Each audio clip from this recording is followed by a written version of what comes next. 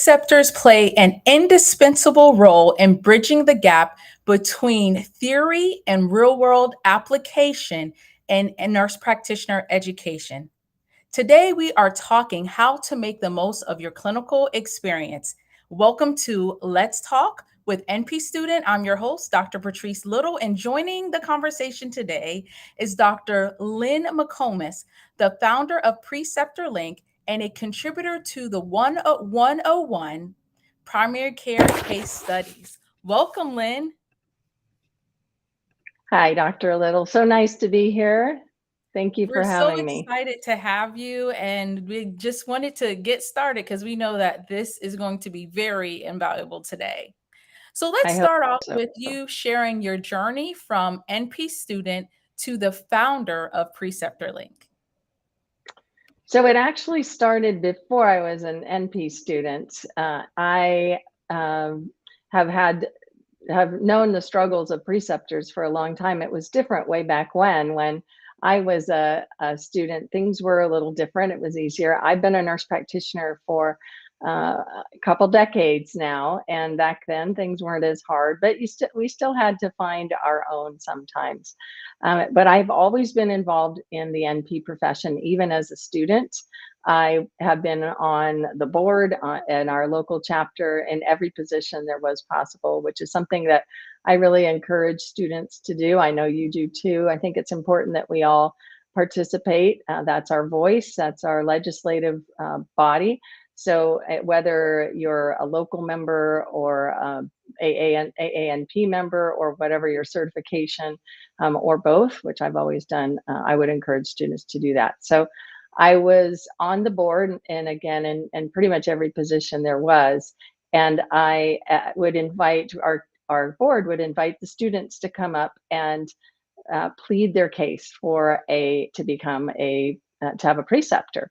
And it was really sad because the students would come in and literally beg and stand there sometimes with their resumes looking nervous. And meanwhile, sometimes the room of NPs would just be looking out the window and down at their plates at the dinner meetings, and nobody wanted to precept. So I saw this happening time and time again. And I heard some little mumbles from my colleagues about, well, gosh, maybe if I got paid, I'd be willing to do it. And so that was how things started. I thought, well, let's give it a go. And so we started in the preceptor matching business. It's been about 9 years now this month that we've been in preceptor matching, and we're truly experts at it. So there's a lot of things that I have learned along the line, and that we have learned along the line as far as being prepared for clinical rotation. So, and then down the road of after starting the business, I thought, if I had those three little initials behind my name, DNP, that perhaps some of the change makers in the profession might be more amenable, more open to conversations about how to make changes within the profession. Because I think there's a lot of things that we do need to change in our profession, and in particular pertaining to the preceptor problem. So I went to Duke. I flew from San Diego to Duke and got my doctorate, and there every single project that I did, every single thing was pertaining to trying to solve the preceptor problem. So I'm really walking the walk and talking the talk. This is something I'm passionate about and have truly become an expert on the subject. So that's how I got my start.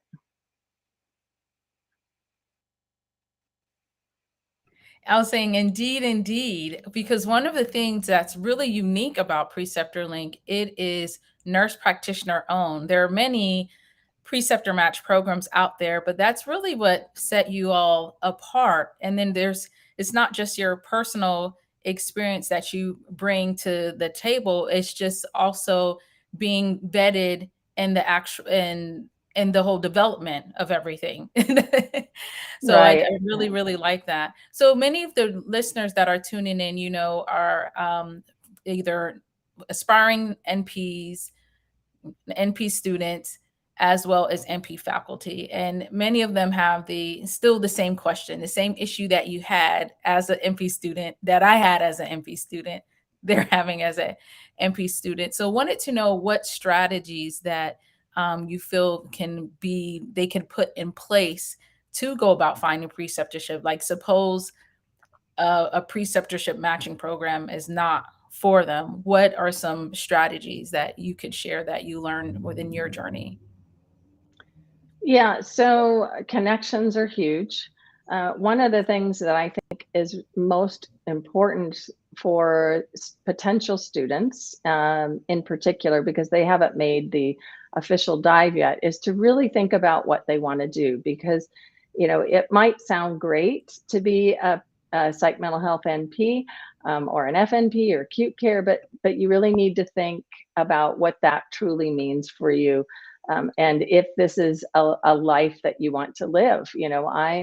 I'm an adult nurse practitioner and I love it, but psych's not for me. I wouldn't want to be a psych mental health nurse practitioner. So I think it's really important, first of all, that potential students really think about where they want to be, and then look at job prospects. Are there job prospects? Look on Indeed and on, talk to colleagues in your area. Are there jobs? Because there are definitely some places that are saturated in the area. But connections are huge. Networking is huge.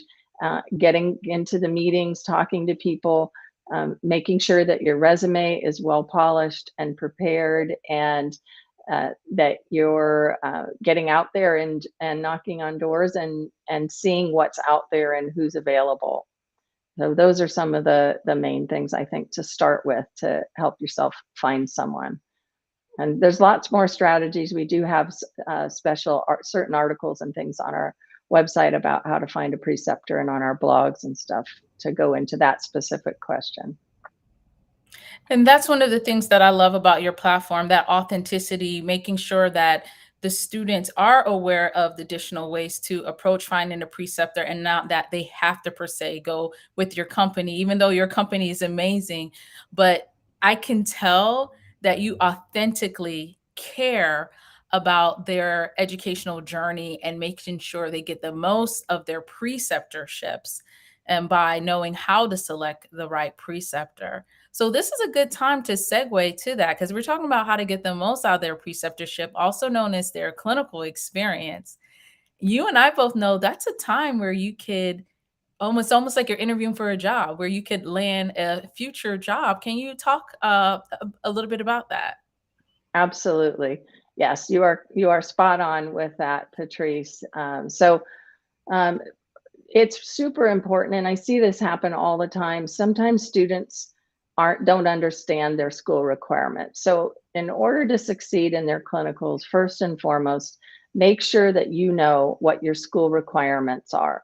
What type of setting, what type of preceptor.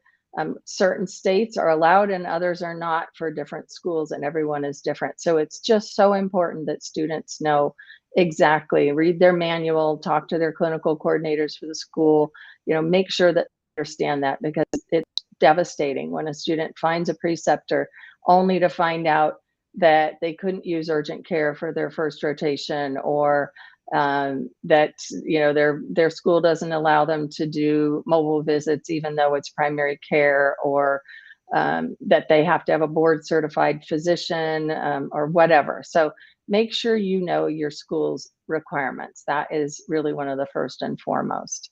And obviously, I think most people know it can take months to find a preceptor. So start early.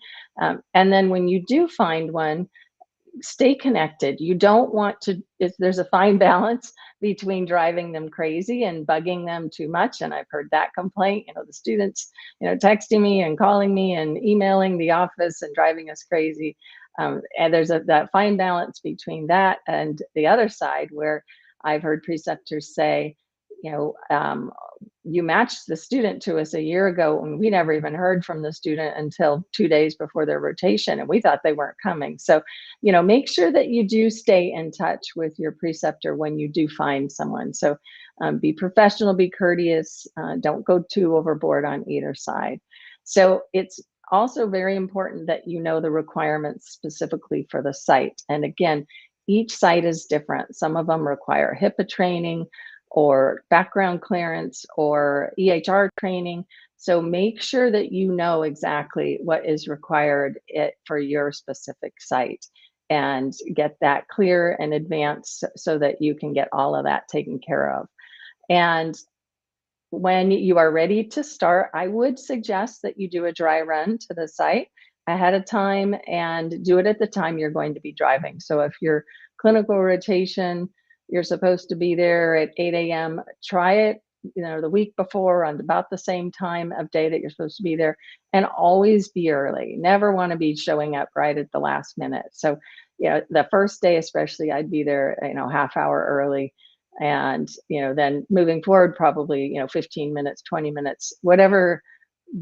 Ideally I'd be there before your preceptor or when your preceptor gets there at the very latest. So I think that's really important. And you can, if you don't know all of that information, you can ask your preceptor, or sometimes the office manager or a receptionist or education department can tell you that. So but I would encourage a practice drive.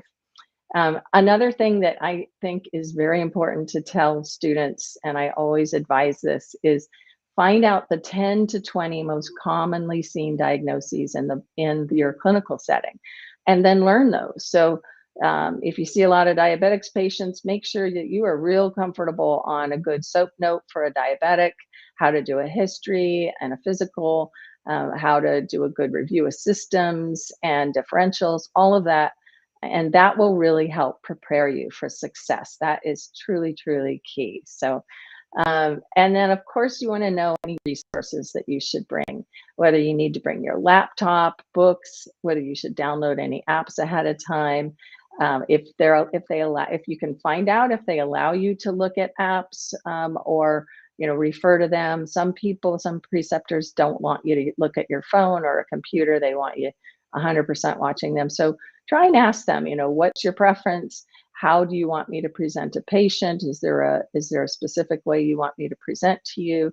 So trying to find out all of that and show that you're interested and eager to learn, and will really help you prepare for success. So, and of course, attire is important. You want to fit in. You don't want to show up and not look like you're part of the crew. Better to be a little bit maybe more on the professional side, even if the office is or the clinic setting or whatever, wherever you are, is very casual.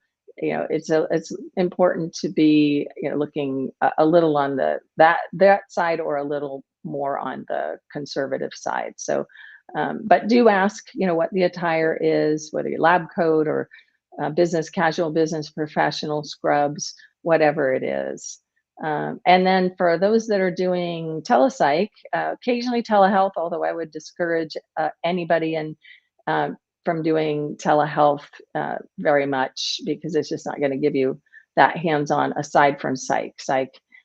If you're going to do telepsych, practice ahead of time with the technology. See if you can log on, because again, you want to be prepared for success. That is the goal here. So those are some of the things that I would suggest you focus on.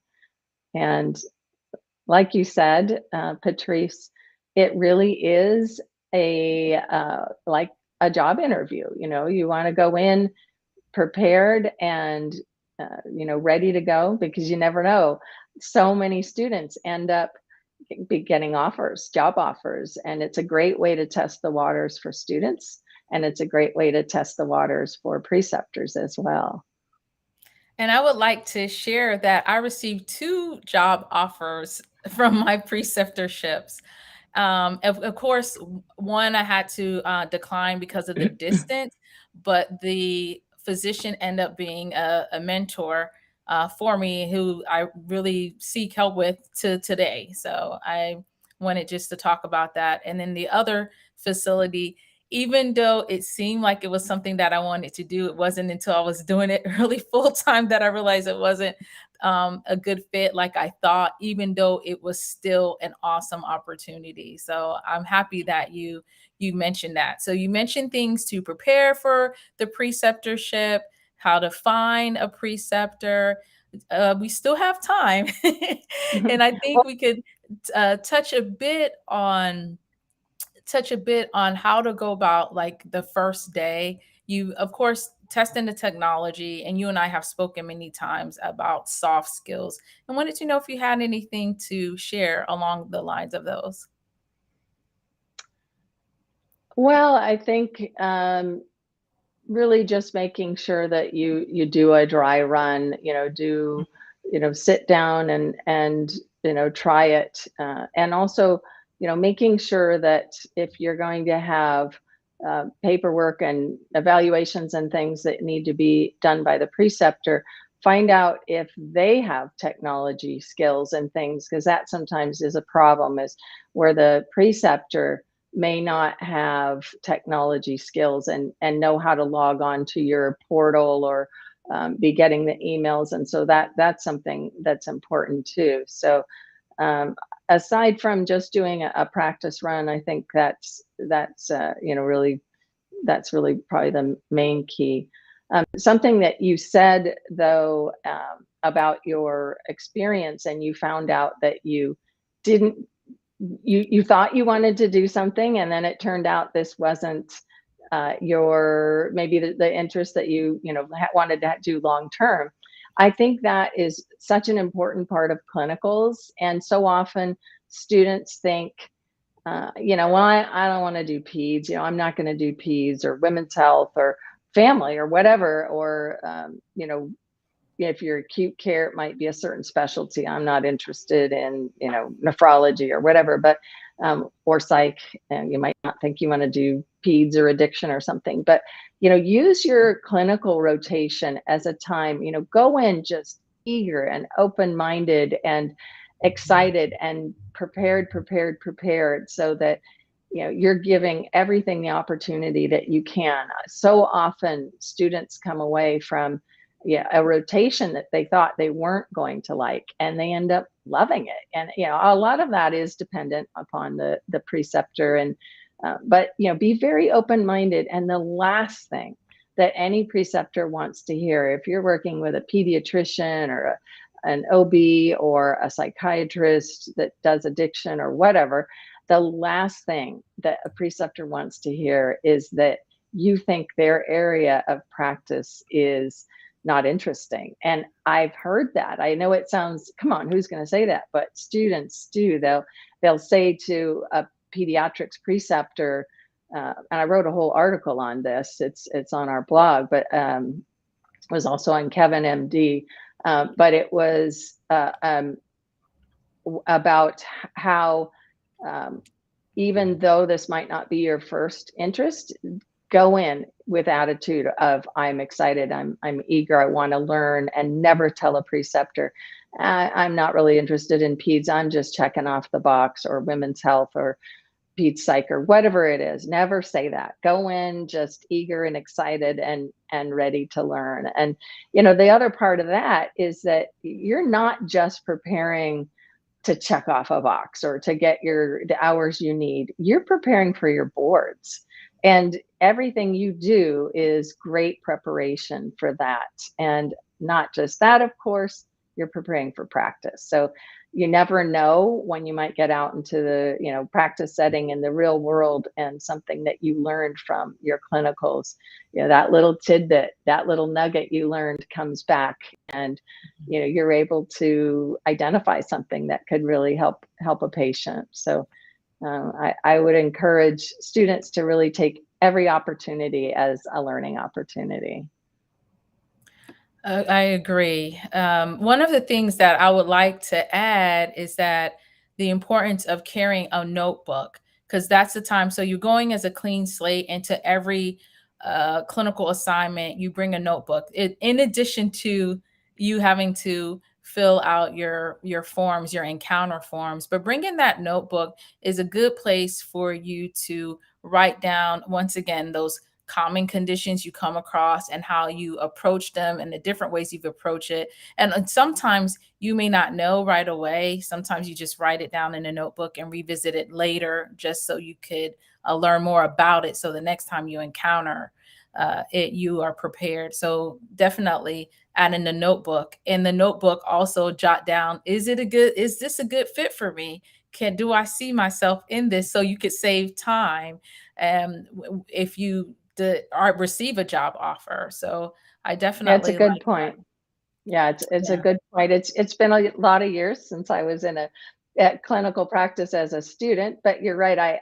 I kept my notebook. My notebook Mhm. became thicker and thicker over the years and had more tidbits and pearls and things, and then those obviously eventually hopefully you become a preceptor and you can use those same tips and pearls to be able to pass on to the next generation. So that's a great reminder. Thank you for that. Yeah. Oh, it's a pleasure. And this is also the good time for me to ask you what I ask most of my guests. Like when it comes to preceptorship and your experience, if you only knew then what you know now, can you complete that? How would you complete that statement? Yes. Luckily I don't have too many regrets in my professional world. However, I do regret that I became an adult nurse practitioner and not a family nurse practitioner. And I was short-sighted at the time. I remember when I got my master's at CSU Long Beach, and I remember they said to me, why don't you just get your family? It'll only be another, I think it was another semester. And then you can be a family nurse practitioner. And I did the adult because I love old people. I was adult geriatric and I love old people. And I was like done. I was just, nope, I'm done. I just want to be done and be out. And unfortunately, that was short sighted of me because I had, yeah, I've been in practice a long time. I have a lot of experience. I've seen a lot of things. I've been primarily in primary care, and unfortunately, there were several times in my long career where I've been offered, or I haven't been offered a job, where I get down to a multiple interviews, and then they say, "We love you, but you can't see kids," and so that ends up taking me off of the list of options for this job. So, think really, really, when I say that, really think seriously about long term and about job opportunities. And, I've had, it's just, there've been doors that have been opened, to me. I couldn't work at, a minute clinic. I couldn't work at an occupational health clinic that I really wanted to work at. So, really be thoughtful long term, because it's not, it's this is going to be your profession. This is going to be the next, 20, 30, whatever years. Really want to make very thoughtful decisions about that.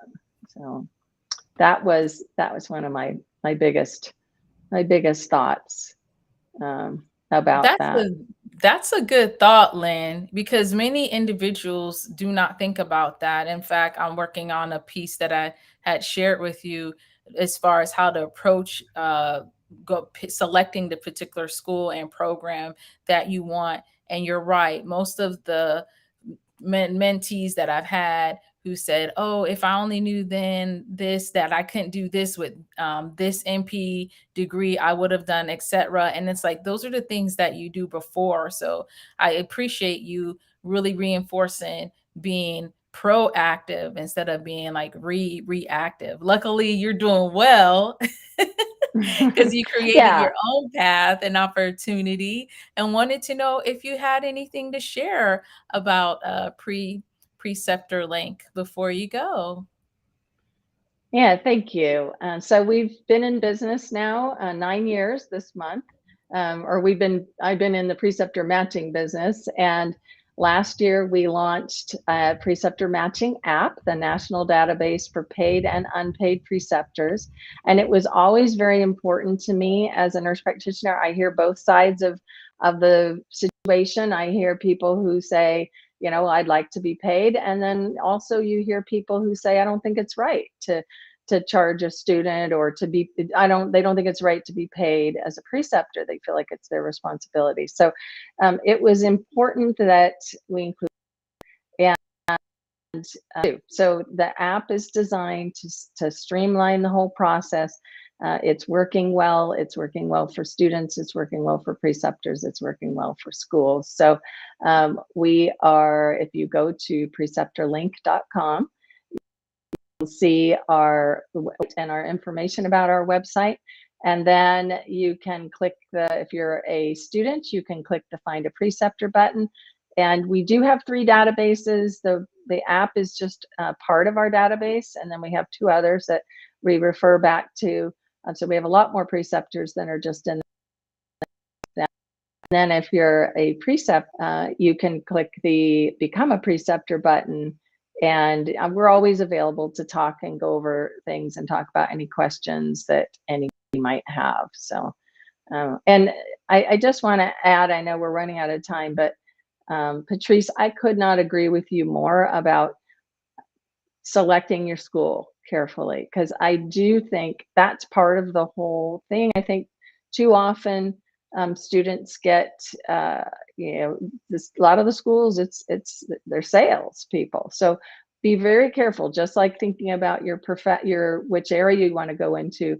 Really think carefully about the school that you want to go to, and if it's just cheapest is not always best, easiest is not, you know you want rigor and you want quality. I mean, honestly, that's what you want, because you're going to be a provider, and changing from being an RN to being a provider is a huge transition to practice. So being someone's caregiver, someone's provider is just a big step up from being an RN. So thank you so much for bringing that up and for allowing me to talk on this subject.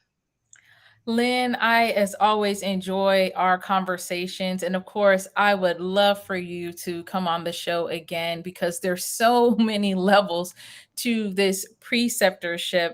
I don't want to call it a monster, because it's not. We'll just say this preceptorship responsibility that we have with preparing our next generation of nurse practitioners. And so, again, thank you for joining the show. I hope those who are tuning in found this information very useful. And if you did, please share and get the word out what we're doing here at NP Student. And of course, I can't go without reminding you guys to get our free checklist, download, scan the QR code for those who are interested in everything you need to do as far as your activities up into your first day of NP school. And when you have a chance, please join us for our NP Student Boot Camp. And this is like a master class. It's a 4-hour intensive, and you receive 4 contact hours that have been approved through by Montana Nurses Association.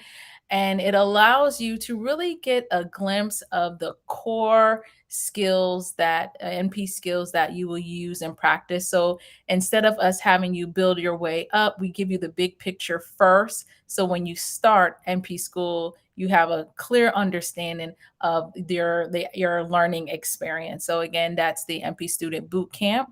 And so there's a QR code for that, and that is offered bi-weekly. And so definitely join us.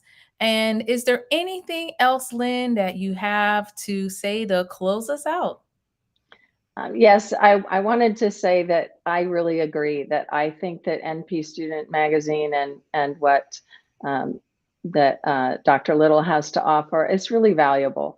And we also at PreceptorLink, we try to offer really good content. So please follow our social media. We're on Facebook and Instagram and LinkedIn. We have a personal and a professional page. So we hope that this is helpful, and we sure appreciate that you tuned in to hear what we had to say. And thank you so much, Dr. Little. Thank you. And I want to make sure that I put all of with your LinkedIn information, where to find you as far as PreceptorLink. So it's up there for those who are tuning in. One word, PreceptorLink, and it's link, Link at the end. So thank Yes. you. Thank you. And thank you, everyone, for joining us here at Let's Talk with NP Student, where we strive to keep you updated and inspired with every aspect of your life in and out of school. I am Dr. Patrice Little, and I look forward to seeing you next time. Thanks. Bye.